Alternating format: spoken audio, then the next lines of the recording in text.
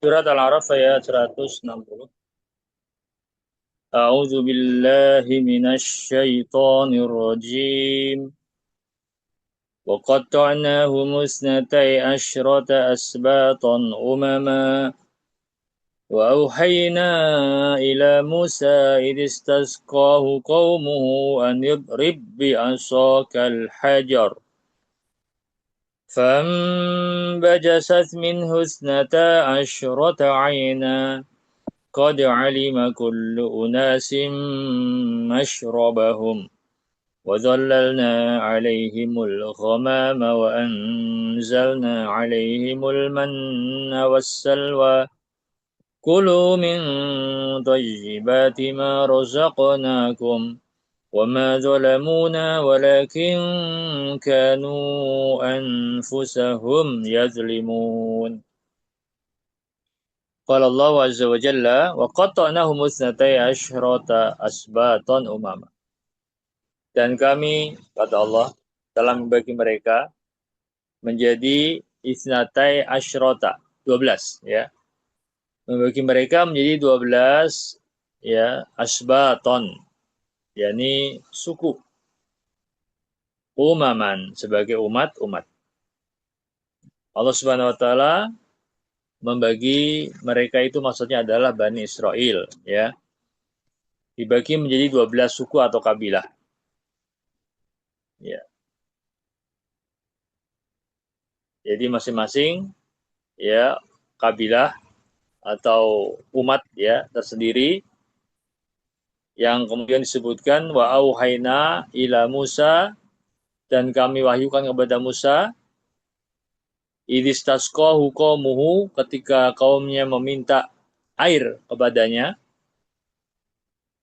anidrib bi asaqal hajar, maka Nabi Musa alaihissalam pun ya diberi wahyu oleh Allah, yakni untuk mengatakan kepada mereka supaya memukul batu. Pukullah batu itu dengan tongkatmu. Yani Allah perintahkan Nabi Musa untuk memukul batu dengan tongkatnya. Ya, sebagaimana sudah kita ketahui bahwa mukjizat yang Allah berikan kepada Nabi Musa alaihissalam adalah tongkat ya yang ada pada beliau, yang kegunaannya ya itu hanya semata mengikuti perintah Allah. Ya, apa yang Allah Subhanahu wa taala kehendaki, sehingga tongkat itu pun bisa menjadi seperti yang diharapkan atau diinginkan. Ya, seperti ketika berhadapan dengan tukang sihir Fir'aun berubah menjadi ular, atau ketika sedang terjepit ya antara pasukan Firaun dengan lautan, maka tongkat itu pun bisa digunakan untuk membelah lautan. Dan di saat seperti ya saat ini, yaitu ketika mereka eh, Bani Israel ya meminta kepada Nabi Musa alaihissalam untuk ya bisa mendatangkan air ya di saat mereka butuh air, maka tongkat itu pula yang digunakan untuk memukul ya batu. Fambajasat min husnata asyurta aina, maka memancarlah dari batu itu isnata asyrota aina, 12 mata air ya, sesuai dengan jumlah suku atau kabilah dari Bani Israel. Jadi setiap kabilah memiliki sumber mata air sendiri ya, sehingga tidak berebutan yang didapatkan dari batu yang dipukul ya dengan tongkat Nabi Musa alaihissalam, tentunya sebagai mukjizat yang diberikan Allah Subhanahu wa taala ya. Ya, jadi memukul batu, kemudian keluar 12 mata air. Qad alima kullu unasim masyrabahum. Ya. Sehingga setiap suku telah mengetahui ya tempat minumnya masing-masing. Ya. Masing-masing sudah dapat bagian dari mata air tadi. Wa dzallalna 'alaihimul ghamama, dan kami telah naungi mereka dengan awan. Dzallalna 'alaihimul manna wassalwa, dan kami telah turunkan kepada mereka manna dan salwa ya, makanan dari langit. Allah memberikan nikmat kepada mereka selain air ya yang masing-masing kabilah mendapatkannya dari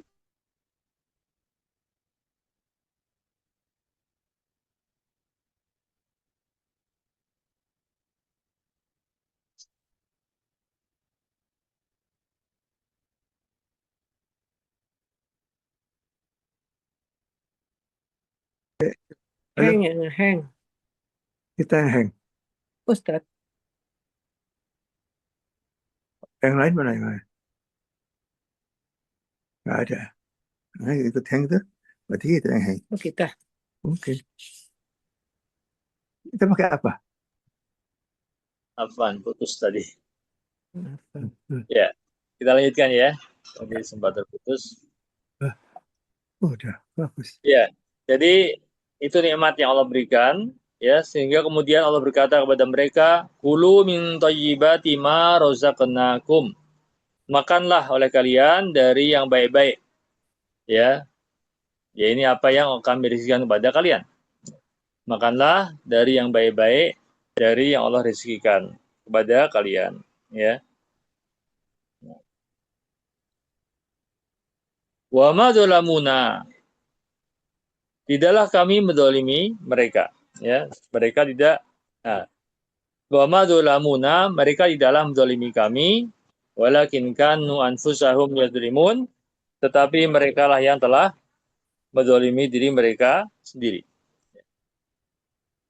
Jadi walaupun mereka sudah mendapatkan nikmat dari Allah Subhanahu wa taala, ya, dengan nikmat-nikmat yang disebutkan tadi, tetapi kenyataannya mereka tetap dalam keadaan kufur, ya, kufur terhadap nikmat, sehingga Allah katakan mereka berbuat zalim, zalim terhadap diri mereka sendiri karena telah mengkufuri nikmat dari Allah Subhanahu wa taala, tidak bersyukur atas nikmat Allah Subhanahu wa taala, ya.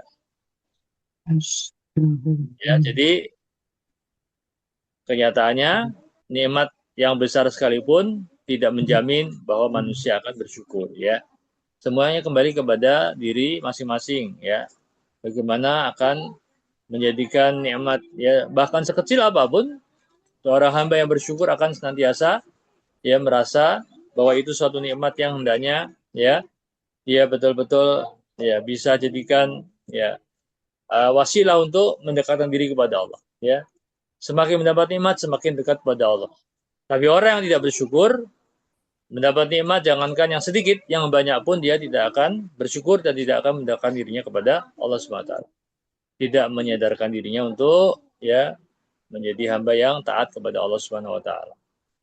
Bahkan mujizat yang nampak di mata mereka sekalipun, ya, dengan tongkat yang dengan dipukulkan ke air, ya, bisa memancar air, dipukulkan ke batu, ya, kemudian memancar mata air tadi pun tidak, ya, serta merta menjadikan mereka beriman, ya, ya. Nah ini, ya, memang perilaku orang-orang Bani Israel yang, ya, bahkan juga termasuk, ya, ada, ya, di antara manusia yang seperti itu, ya, tidak hanya mereka, ya, mungkin juga di kalangan kaum muslimin yang mereka masih, ya, belum bisa bersyukur terhadap nikmat Allah Subhanahu wa taala, maka, ya, nikmat yang banyak mereka dapatkan tetap saja buat mereka tidak, ya, menjadi dekat dengan Allah Subhanahu wa taala. Berikutnya ayat 161.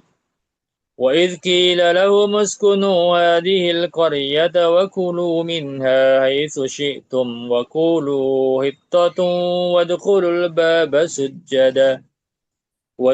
الْبَابَ سُجَّدًا نَغْفِرْ لَكُمْ خَطِيئَاتِكُمْ وَسَنَزِيدُ الْمُحْسِنِينَ. وَإِذْ قِيلَ لَهُمْ, dan ingatlah ketika dikatakan kepada mereka, ya, yakni Bani Israel, uskunu hadhil qaryah, tinggallah kalian atau diamlah kalian di negeri ini, yakni di Baitul Maqdis. Wa kulu minha haitsu syi'tum, dan makanlah darinya, ya, dimanapun kalian suka, ya, di mana saja kalian kehendaki. Makanlah dari, ya, apa yang terdapat di, ya, dalamnya, yaitu berupa hasil bumi ataupun yang lainnya. Wakulu hittatun, dan katakanlah hittah, hittah, bebaskanlah kami, ya. Ya, maksudnya adalah bebaskanlah kami dari dosa kami. Ya, hittah maknanya minta dibebaskan dari dosa, ampunan, ya. Hittah itu maknanya adalah ampunan. Mengucapkan hittah. Ini yang diperintahkan. Wadkhulul baba sujjada, dan masuklah ya pintu gerbang itu dalam keadaan kalian sujud. Ya, ini masuk gerbang dari negeri itu sambil membungkuk ya. Nah, seperti sujud. Naghfir lakum khoti'atikum. Maka niscaya kami akan ampuni kesalahan-kesalahan kalian ya. Tanazidul musinin, ya, kami kelak akan memberikan tambahan, yakni maksudnya tambahan pahala kepada orang-orang yang muhsin, yang berbuat kebaikan. Ya. Jadi Allah SWT merintahkan mereka, yakni Bani Israel, untuk masuk dan tinggal di Baitul Maqdis, ya, ke negeri itu maksudnya adalah Baitul Maqdis, dengan rasa rendah hati, ya, masuk dengan sikap rendah hati, sambil mengucapkan kata-kata ampunan, ya hittah, ya, mohon ampun kepada Allah SWT atas segala dosa dan ya pembangkangan mereka.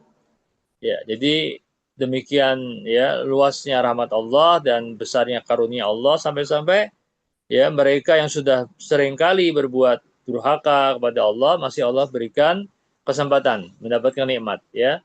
Mereka diberikan kesempatan untuk masuk dan tinggal di Baitul Maqdis, tapi Allah perintahkan mereka untuk memasukinya dengan sikap rendah hati ya, sujjadan, dan dengan mengucapkan kata-kata ampunan atau hittah tadi ya sebagai bukti ya bahwa mereka ya menyadari kesalahan mereka dan ya berusaha untuk tidak mengulangi lagi.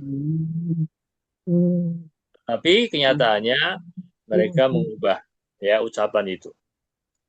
Ya, mereka mengubah ucapan ya yang tadinya disuruh hittatun ya. Terus nanti diubah ya, nanti akan kita dapatkan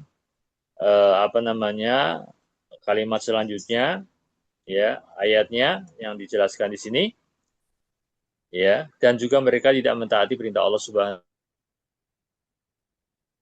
berikutnya yaitu ayat 162.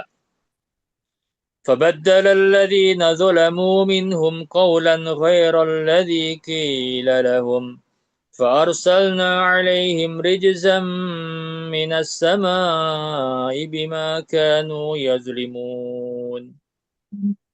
Ya. Fabaddala. Nah ini, maka mereka yakni orang-orang Bani Israel yaitu tadi yang berbuat zalim ya, alladzina zalamu, itu mereka berbuat zalim, yaitu fabaddala mengubah.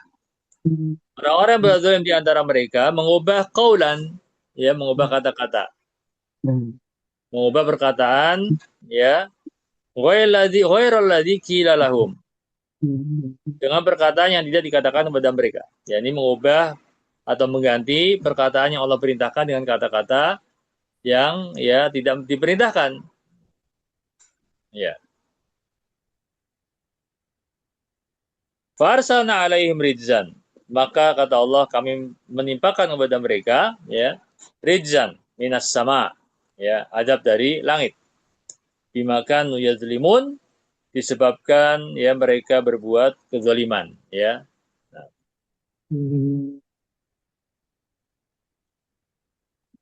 Ya, jadi perbuatan mereka yang mengubah ya kalimat yang Allah perintahkan yaitu untuk meminta ampun kepada Allah Subhanahu wa taala dengan kata hittah ya hittatun yang maknanya mohon dilepaskan dari dosa-dosa mereka ya dari kedurhakaan mereka, namun mereka mengubah ya yang mana mereka mengubahnya itu sambil mencemooh atau meremehkan ya dan mengucapkan hitun fi syair ya yang berarti adalah gandum ya, hitun itu gandum ya.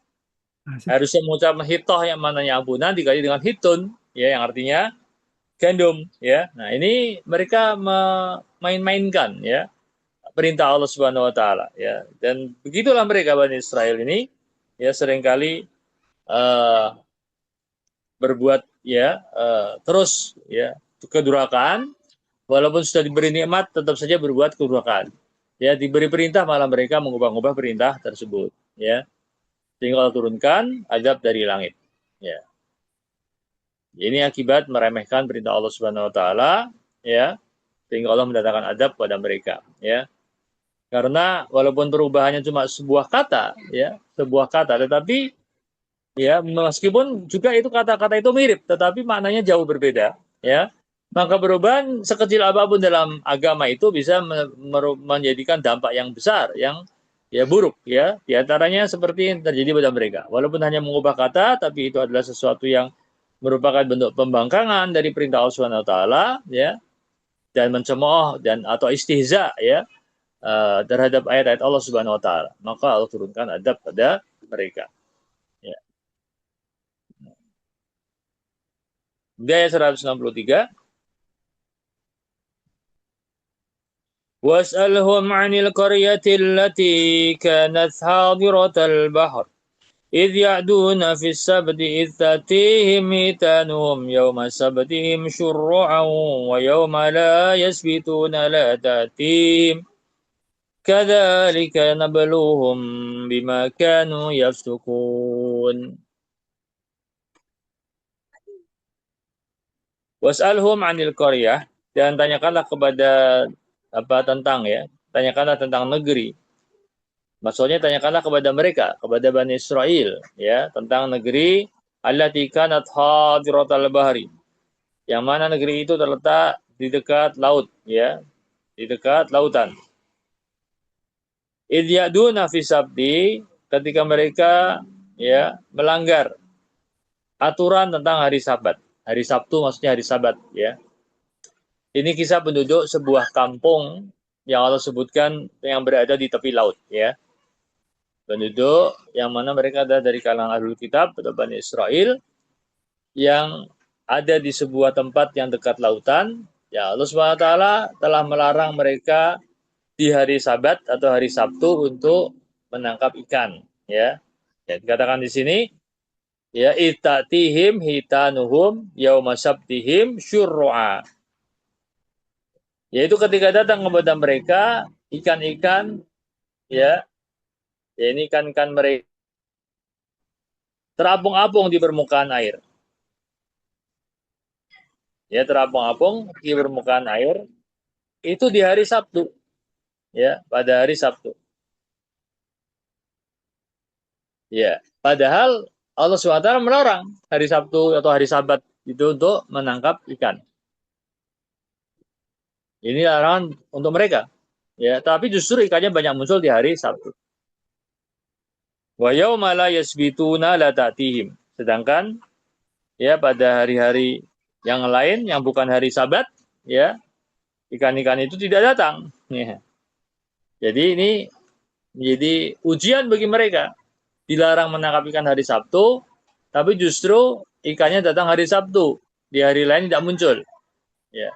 Ujian apakah mereka mengikuti perintah Allah dengan larangan itu, tidak menangkap ikan, atau mereka, ya, tertarik untuk tetap menangkap ikan, ya, walaupun harus melanggar. Akhirnya mereka membuat budaya supaya tidak dianggap melanggar, ya. Jadi ujian ini di mereka akal-akalin supaya tidak dianggap melanggar tapi tetap bisa dapat ikan, ya. Ya.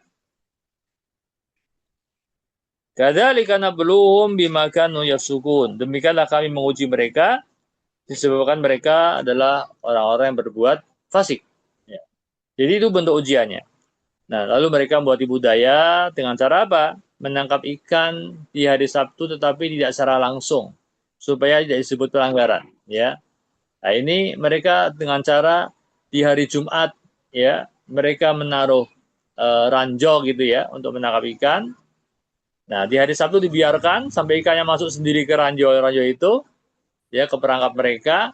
Baru hari Ahadnya mereka ambil. Nah, ini rekayasa untuk melanggar syariat, ya.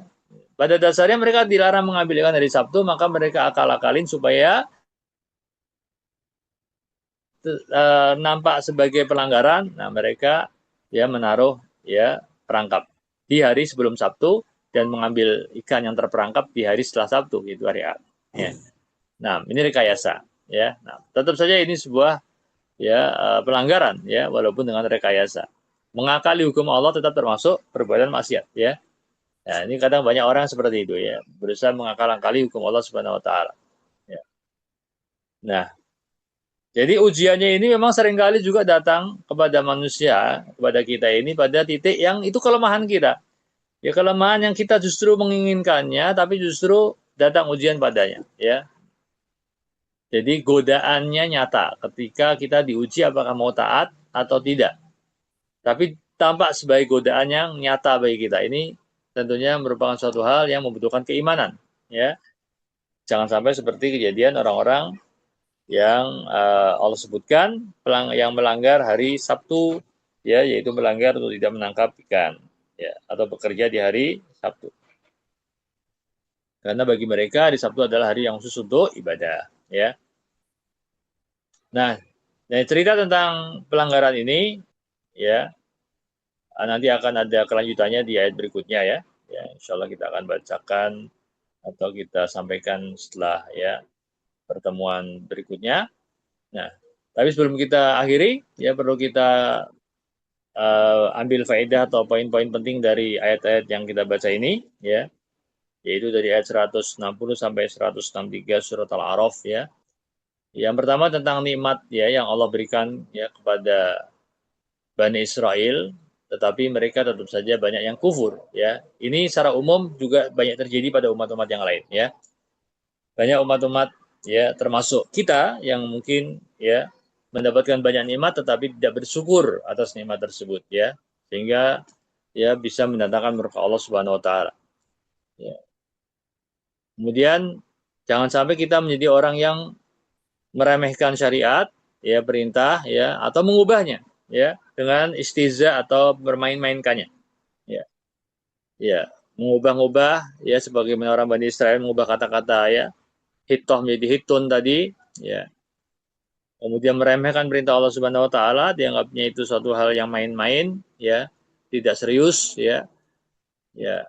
Atau juga ya melanggar syariat dengan cara ya merekayasa seperti orang-orang yang melakukan pelanggaran di hari Sabtu. Ya. Maka ini semuanya adalah bisa mendatangkan adab dari Allah Subhanahu wa taala, ya. Ya. Ya. Meskipun ujian seringkali datang dalam bentuk yang membuat kita tergoda karenanya, ya, untuk melakukan pelanggaran terhadap apa yang dilarang, ya. Justru di situlah letak keimanan, letak, ya, apa sejauh mana, ya, iman kita kepada Allah Subhanahu wa taala, sejauh mana, ya, kesiapan kita untuk mentaati perintah Allah Subhanahu wa taala dan menjauhi segala larangannya.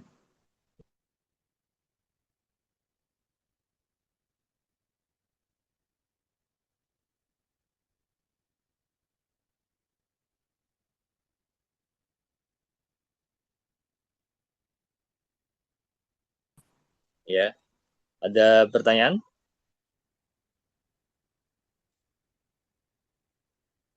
Ustaz, mau tanya, ini ceritanya kan eh, Nabi Musa itu ketika kaumnya minta Air. air, lalu oleh Allah disuruh pukulkan tongkatnya ke batu, ya, sehingga nanti timbul 12 mata air itu. Terus mereka minum udah ini, terus Allah menurunkan awan itu memang mereka minta makan apa bagaimana gitu? Yang turun mana? Oh, yang mana salah, ya? Karena memang nggak ada minuman dan nggak ada makanan, ya, sehingga minumannya dari batu tadi, makanannya Allah turunkan dari langit, ya.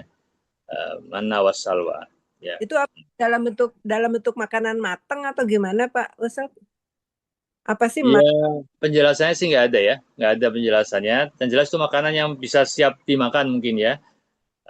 Apa namanya, sesuatu yang buat mereka bisa mencukupi untuk kebutuhan makan, ya. Kue-kue kali. yang udah jadi gitu, makanan jadi siap makan gitu ya Pak Ustaz?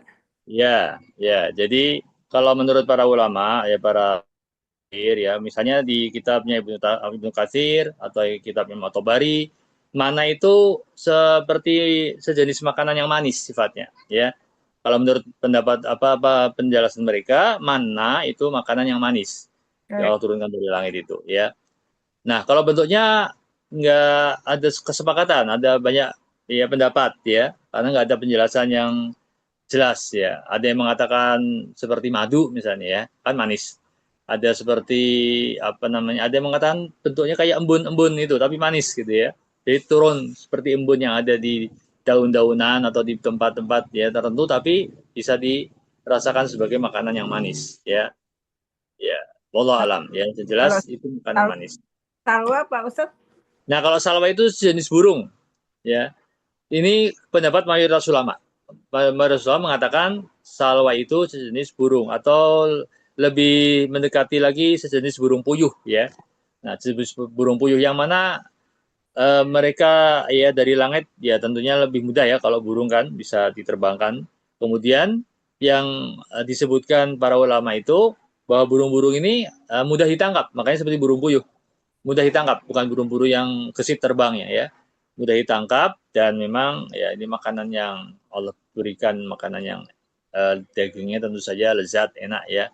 Dan jumlahnya banyak ya. Nah, ini menunjukkan gambaran nikmat Allah Subhanahu wa taala ya kepada mereka Bani Israel ya. Ya, ya bahkan setelah mereka berbuat kezaliman sekalipun telah masih diberikan ya nikmat ya. Mana ini ibaratnya kalau bagi tubuh itu seperti energi ya karena makanan yang manis ya seperti karbohidratnya gitu.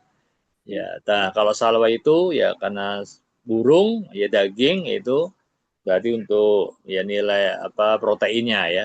Jadi supaya terpenuhi kebutuhan mereka ya sehingga mereka tidak ya harus kesulitan ya dalam terus kalau ya Allah. Baitul Maqdis itu kota apa Pak Ustadz? Eh, Palestina. Betul yang Palestina itu ya. Nah, mereka itu waktu turun mana salwa itu di luar Palestina apa di dalam Baitul Maqdis apa di luarnya Baitul Maqdis ya? Kalau menurut urutan ayat ya itu sebelumnya ya sebelum mereka masuk Baitul Maqdis ya. Terus jadi mereka harus masuknya bungkuk gitu, harus berjalan bungkuk gitu Pak Ustadz. Betul disuruh bungkuk. Ya, jadi itu sebagai bentuk ya kerendahan hati mereka di hadapan Allah karena mereka berulang-ulang melakukan hal yang ya berbuat kedurhakaan, kemurkaan Allah, maka Allah perintahkan mereka dengan nikmat yang Allah berikan. Kalau tadi jadi mana dan salwa ya sebelum mereka masuk itu sudah Allah berikan ya itu masih di ya, padang pasir lah itu ya apa namanya setelah Nabi Musa SAW kan Nabi Musa keluar dari Mesir ya bersama mereka itu ya itu mereka kemudian berada di sebuah padang pasir gitu ya. Nah, ya. Nah, kemudian ya mereka baru berjalan menuju ke arah ya Baitul Maqdis.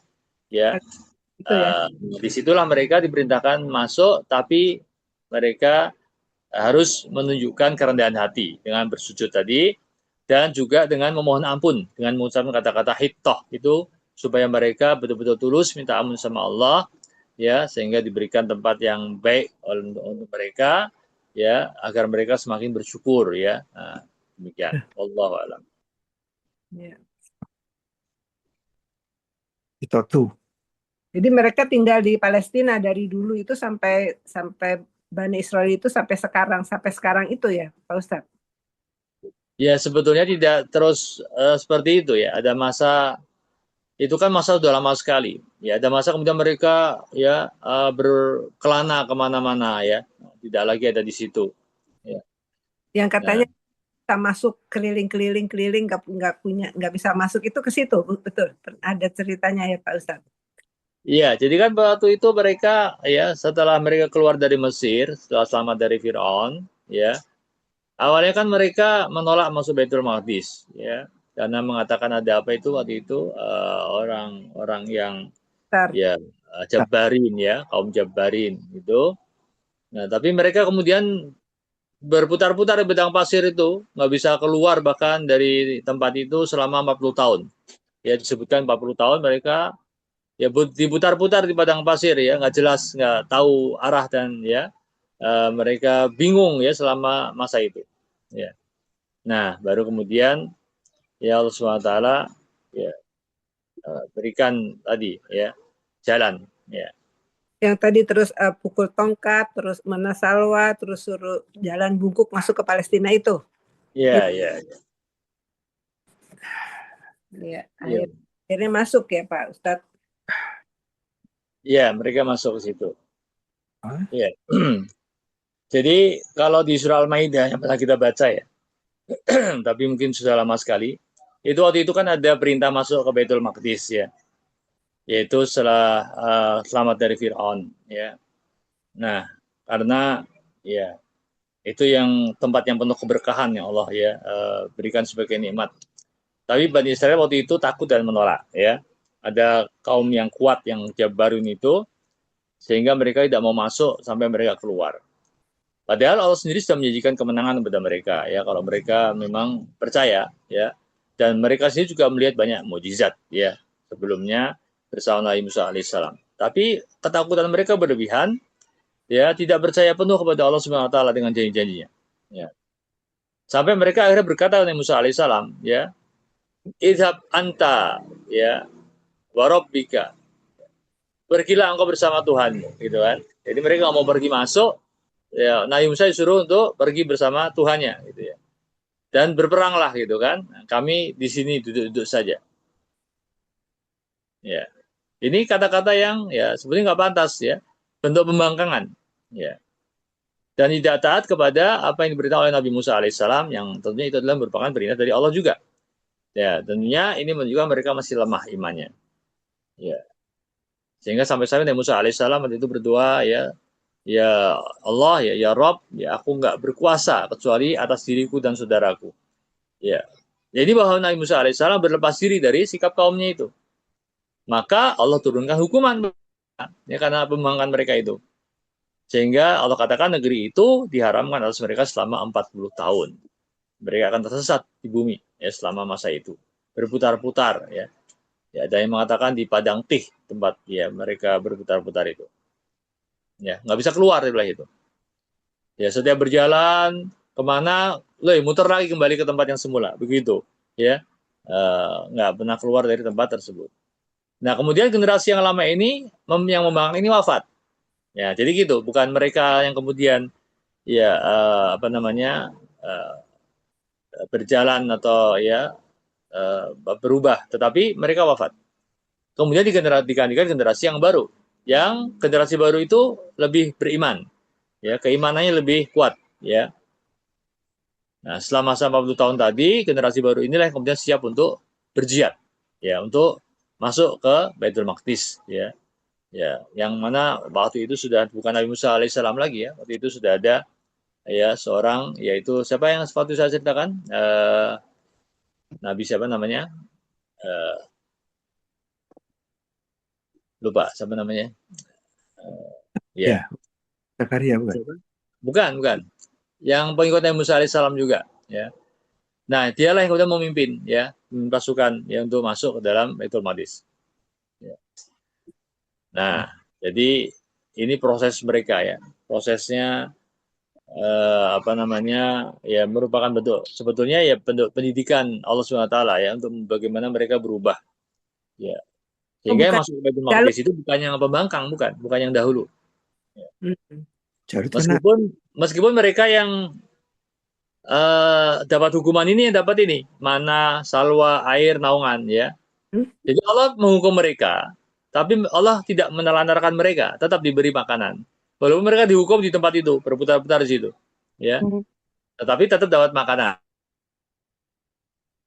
karunia Allah SWT ya walaupun dihukum tetapi tetap dapat apa yang bisa ya membuat mereka tetap bisa dalam hidup ya kehidupan mereka ya begitu yes. Iya. Oke. Makasih Pak Ustadz. Ya ada lagi